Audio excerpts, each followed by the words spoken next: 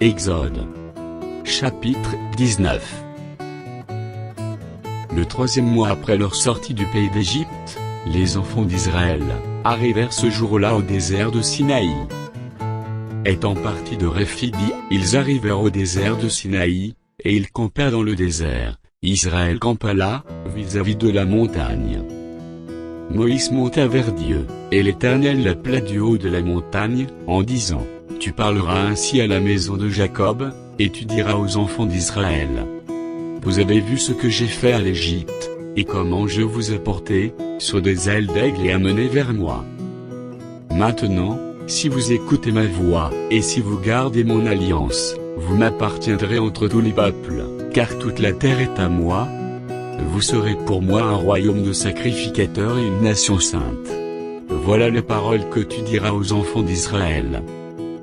Moïse vint appeler les anciens du peuple, et il mit devant eux toutes ces paroles, comme l'Éternel le lui avait ordonné. Le peuple tout entier répondit: Nous ferons tout ce que l'Éternel a dit. Moïse rapporta les paroles du peuple à l'Éternel. Et l'Éternel dit à Moïse: Voici, je viendrai vers toi dans une épaisse nuée, afin que le peuple entende quand je te parlerai, et qu'il ait toujours confiance en toi. Moïse rapporta les paroles du peuple à l'Éternel. Et l'Éternel dit à Moïse: Va vers le peuple, sanctifie-les aujourd'hui et demain, qu'ils lavent leurs vêtements. Qu'ils soient prêts pour le troisième jour, car le troisième jour l'Éternel descendra, aux yeux de tout le peuple, sur la montagne de Sinaï. Tu fixeras au peuple des limites tout alentour, et tu diras: Gardez-vous de monter sur la montagne, ou d'en toucher le bord. Quiconque touchera la montagne, sera puni de mort. On ne mettra pas la main sur lui, mais on le lapidera ou on le percera de flèches. Animal ou homme, il ne vivra point. Quand la trompette sonnera, ils s'avanceront près de la montagne. Moïse descendit de la montagne vers le peuple, il sanctifia le peuple, et ils lavèrent leurs vêtements. Et il dit au peuple: Soyez prêts dans 3 jours, ne vous approchez d'aucune femme.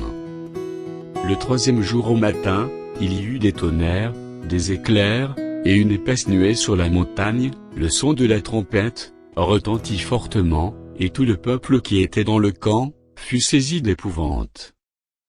Moïse fit sortir le peuple du camp, à la rencontre de Dieu, et ils se placèrent au bas de la montagne. La montagne de Sinaï était tout en fumée, parce que l'Éternel y était descendu au milieu du feu. Cette fumée s'élevait comme la fumée d'une fournaise, et toute la montagne tremblait avec violence. Le son de la trompette retentissait de plus en plus fortement. Moïse parlait, et Dieu lui répondait à haute voix. Ainsi l'Éternel descendit sur la montagne de Sinaï, sur le sommet de la montagne, l'Éternel appelait Moïse, sur le sommet de la montagne. Et Moïse monta. L'Éternel dit à Moïse: Descends, fais au peuple la défense, expresse de se précipiter vers l'Éternel, pour regarder, de peur qu'un grand nombre d'entre eux ne périssent. Que les sacrificateurs, qui s'approchent de l'Éternel, se sanctifient aussi, de peur que l'Éternel ne les frappe de mort.